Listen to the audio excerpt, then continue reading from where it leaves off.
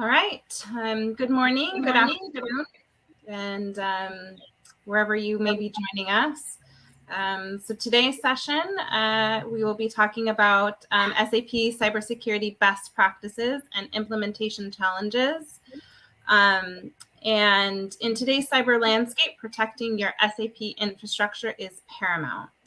Security Bridge offers a robust set of tools and insights to safeguard your critical data. So in this session, we'll explore how Security Bridge proactively supported Lonza to identify vulnerabilities, assess risks, and enforce compliance in their SAP environment. So we'll discover best practices, real-world use cases, and challenges to gain valuable insight from security experts. So today, I'm happy to introduce and be joined by Nipun Mahajan, who is a senior cybersecurity analyst from Lonza, and also Bill Oliver, who is the technical director of Americas for Security Bridge. So thank you both for joining us, and I'll hand it over to you all to begin the session. Thank you, Kelly. Appreciate that. As we said earlier, I'm Bill. This is Nippon, and we're going to talk a little bit about some of the challenges and things we've seen with cybersecurity. I'm going to talk a little bit, starting off with a little bit about our solution, Security Bridge, and how we position ourselves for tackling and addressing cybersecurity threats and concerns within a security landscape. But then the real story is going to be told by Nippon. He's going to talk a little bit about how Lonza's, their story and how they went through and some of the challenges and some of the scenarios they went through in actually implementing Security Bridge and addressing their SAP cybersecurity. So that's going to be the more exciting part of this.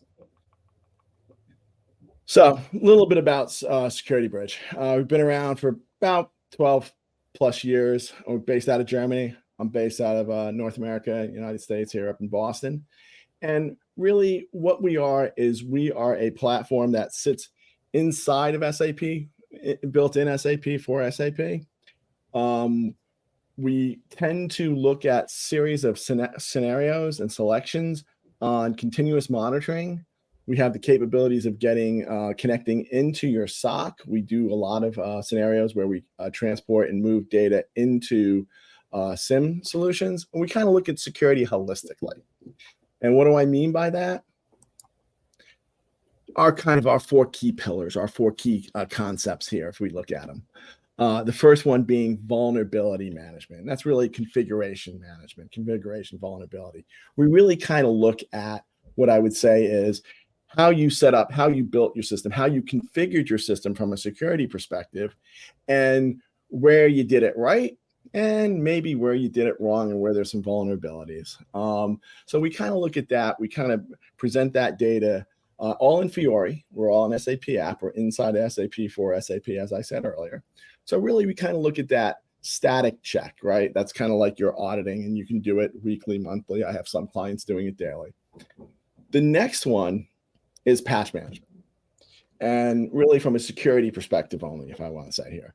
And it's really the scenario where we all know about Patch Tuesday. The idea being is, what you want to do is get those patches, get that understanding, that analysis, if you would, of those patches inside your system to determine which ones I care about, which ones I don't care about. And for the ones I care about, how fast do I need to implement them? Are they a hot news where I got to go now?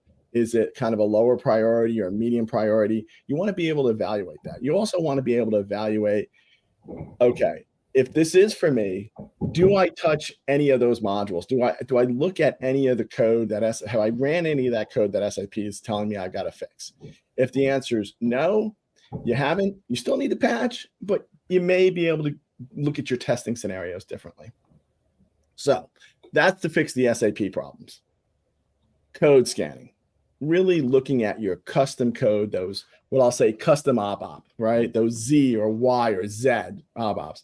Well, SAP doesn't fix those. So you need to scan, you need to look at those to see if you have any backdoors, if you're doing mass table changes, if you're doing a directory traverse, if you're doing a SQL injection. And that's really key. And that's one of those components that you got to look at. The last one is that threat detection, your 0-day, call it what you want here, really need to look at what's happening in my SAP system right now. immediately as it happens, more or less like a security operations center. You're really looking for things like, hey, is somebody doing debug in production? Hey, did somebody just create a new RFC? Did somebody just connect my development system to my production system using SM59 RFC connections? Hey, is somebody making a change to some code in a transport and trying to transport that? Did somebody look at that transport? Did somebody look at that code? Those are all the things we at Security Bridge kind of really position ourselves to help our clients and help our customers do. And with that said, I'll have you talk to a real expert. Nipun, please take it away. No, thank you, Kelly and Bill, for the introduction. And firstly, to begin, right, I want to thank Turnkey for the opportunity to connect with SAP colleagues from across the world. It's a pleasure to share my experience regarding security bridge implementation at Lonza. Uh, Kelly did provide a brief introduction of me as working as a senior cybersecurity analyst with Lonza, and I would like to elaborate on that. I am part of the blue team within Lonza and responsible for securing its infrastructure. Now, since SAP is considered as one of our crown jewel, we prioritize securing it. Before moving on, I wanted to just share an experience with you. So, in my capacity as the executive vice president at the ISACA Denver chapter, I generally tend to get to connect with students across Colorado, and one of the most common questions that comes across on is how to begin a career in cybersecurity. Good question, right? So my advice to them was to explore cyberspace and not get intimidated, as well as watch the Hollywood movies that I have shown on the slide. Now, you might be curious on why I'm presenting this slide to all these experienced SAP consultants. The answer to which is in the next slide. Bill, can you move on to your next slide, please? So there are basically four quadrants for protecting an SAP systems: cybersecurity, identity, access management, data protection, and risk and compliance. Now, you can easily relate these quadrants to the movies in the previous slides. Metrics depicts like how a stranger led a hacker to the underground cyber world. The net portrays that what could happen if your identity gets hacked. Snowden depicts the implication of a data loss, and Apollo 11 showcases what happens when you do not foresee the risks. And then you say, Houston, we have a problem. Do we actually have a problem? Yes, for the SAP systems. So, Bill, can you move on to the next slide? Now, to protect the four quadrants of security, Lonza has implemented security bridge software. This involves connecting all ABAP, HANA, Java instances of SAP for advanced cybersecurity, including real-time threat detection, compliance, code security, and patching. And they'll give a very good overview on the tool's capability at the start of this event. Now, the alerts that come from for the threat detection, these are passed on to our SIM systems and are monitored by Lonza's Security Operations Center 24 by 7. So we have teams across the world to have these alerts reviewed. Next slide, please. Okay, so what happens like if you any implementation of a new tool brings in more complexities, and I would like to share the challenges that I faced during the implementation of the security bridge tool. Very first concern is the consumption of disk space, right, due to the activation of SAP security audit log, because that is the basic of any threat detection. So there are other concerns like it's difficult to find, or it's difficult to know your system, where is the critical data reside. So you have to sync in with your system owners for that. Thirdly, if you activate all the events in a big bang, then you will end up flooding the SIM solution, and you will definitely uh, be called up by your CISO for that. that. So do not do that.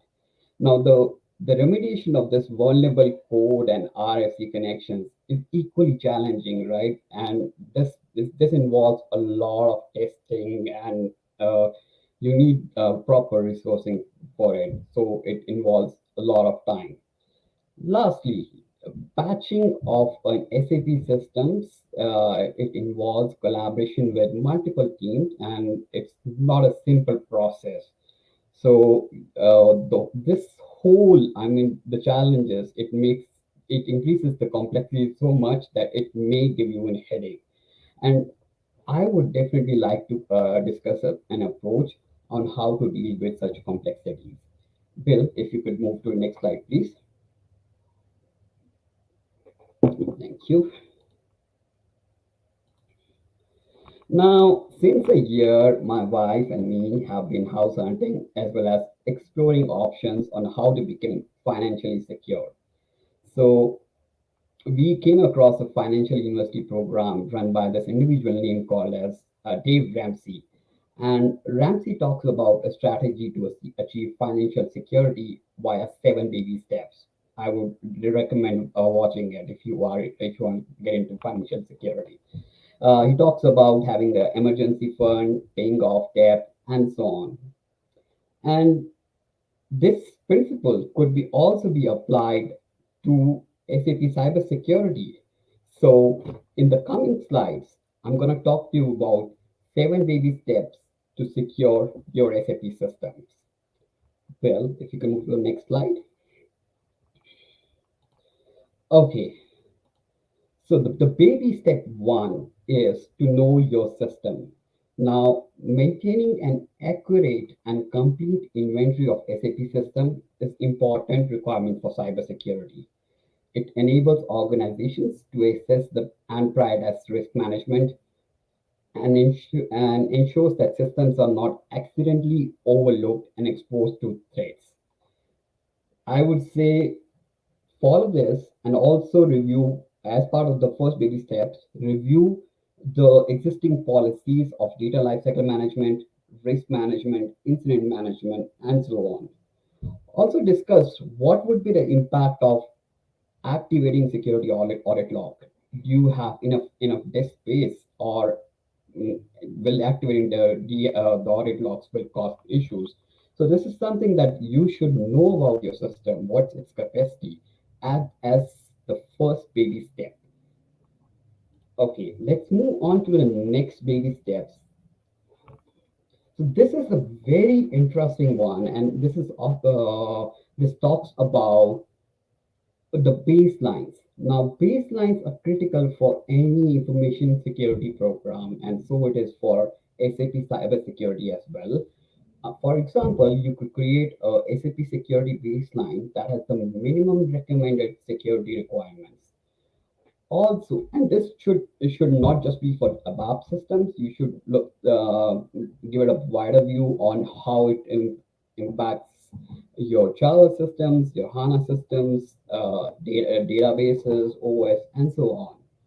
Also, it's very important that you create an assessment policy for your vendor softwares that are related to SAP, because those kinds of softwares are very a lot of times ignored on and they tend to connect with SAP, and a lot of critical data is getting moved here and there. There is also a need to create a policy to validate any new SAP systems against the SAP security baseline that you just created. I would I would strongly suggest that have these baseline work on these baselines, and you would start have a good SAP cybersecurity approach.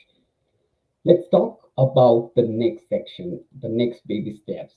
So this is very interesting. This is about security monitoring. So once you have the baselines approved in discussion with your system owners, managers, and so on, move on to the next baby step of implementing a tool called Security Bridge to that helps you monitor SAP systems. I would advise have a baseline again on how the incident management has to be taken into account. Think about an approach that you do not need to activate all the listeners in one go. This would lead to a huge amount of alerts. And I would suggest you to have a phased approach wherein first activate listeners to detect privilege escalations and any changes to configurations. Then once you filter out the false positives, then work on detection of later movement. It could be something like there is someone trying to infiltrate from dev systems to production system. And finally, work on on the listeners that detect download of critical data. So this way, you would be able to control how many alerts are sent to the SIM systems for monitoring. And this is definitely helpful. Let's move on to the next slide. Now, the fourth baby step is one of my favorite, and as security for interfaces is mostly neglected in every organization. As, as in the previous slide, start with creating a policy with minimum security requirements for applications that connect to SAP. Like what kind of protocols is it that will be used to connect? Is it AS2, REST BGP, or do you want to go ahead with basic or REST basic authorization? Because this will totally depend on the type of on the criteria on the data being moved. So if it's something that you think is a confidential data, you should think about an approach of having like REST PGP or AS2 or strong protocol implemented for that. Also, get a policy for that has the requirements for creation of an RFC user, its user naming conventions, and who would approve the creation of these RFCs. Often at times, this is something that is not taken into account, and we end up assigning like SAP all. Now, the monitoring capability that security bit provides, like it triggers an alert any time a new RFC is created. So definitely helpful to have a system monitoring in place before we move on to the baby step four. So and once you know what kind of vulnerable RFCs you have in your systems, you can go ahead with a project to remediate that. I think we can move to the next slide. Okay, so my genuine advice to you would be to follow the first baby steps in sequence because uh, having getting to know systems and then creating baselines and then implementing secure system monitoring as well as then looking at the RFC the interfaces is something that should be done in sequence. Now, the next baby steps that we have as step five, six, or seven, this could be achieved and it could in parallel depending on your resource availability. So the next baby step I have is security and compliance management. Now, security project as a tool can provide you what depending on your baselines, right? So you could make those configuration changes in your respective systems as well as think about the second level of controls you want to have in your systems. Like think about implementing an MFA for critical transactions and your power users. So any basis team member logging into SAP systems in client 000 has to validate itself using an MFA. And there is one more critical thing out here. It's about educating the end users about SAP cyber hygiene. You would see a lot of campaigns about other systems that, okay, secure your password and so on, but generally it's not SAP specific. So please do that, and really this would help bring in more level of control in your environment. You can move to the next slide.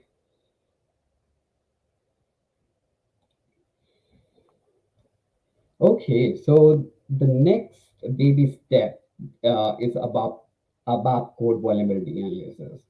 Now, again, we have to have a policy that includes what that should have a data lifecycle management.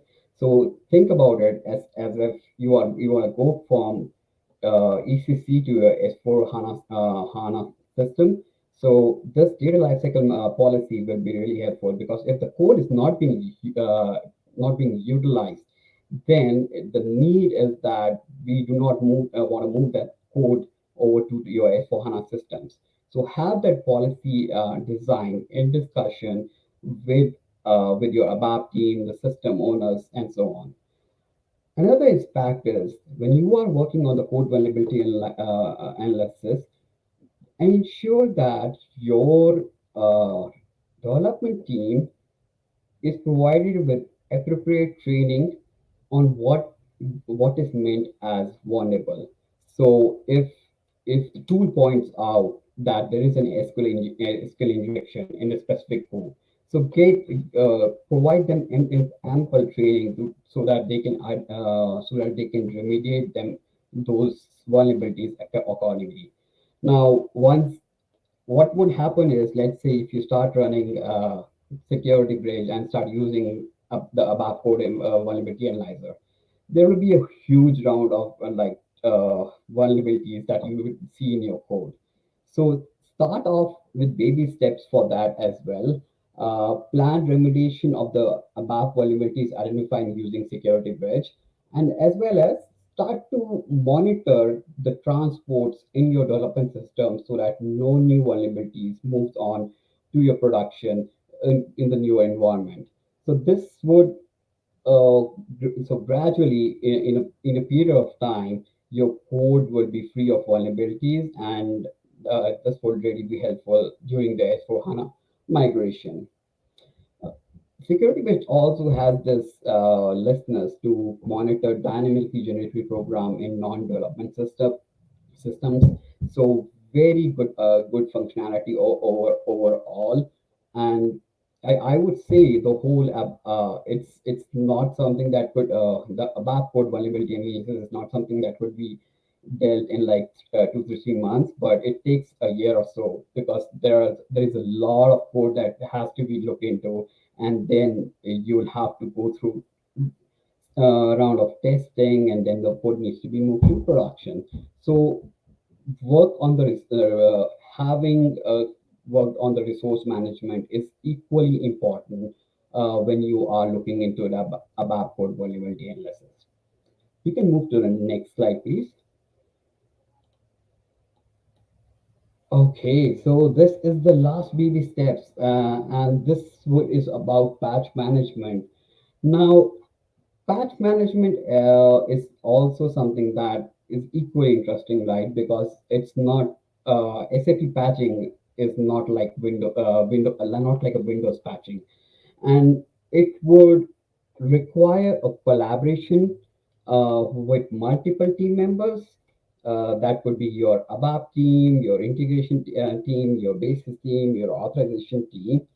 Start off with, if nothing exists, if you see there is nothing happening in terms of patching within your system, start off with creation of a policy for implementation of security patches and nodes, and then use tools like Security Bridge to identify what needs to be remediated, and then now I would say when you are using a structured approach uh, to work on SAP cybersecurity, that should provide a good control for protection of your SAP systems. Now, this baby steps is more at the application level. I would be further working on this model, and also including database and OS on this, and very much open to your views on what you think about it. So I really, again, I think that I'm thankful to Turnkey for this opportunity, and that's what I had. Thank you, Nipa. That was wonderful. Don't see any questions coming in.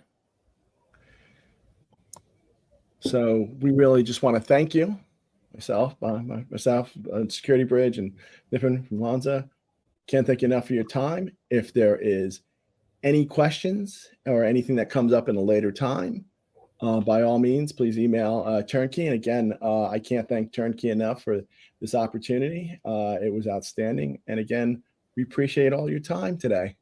You have a wonderful afternoon or evening. Bye-bye. Thank you both. Thank you.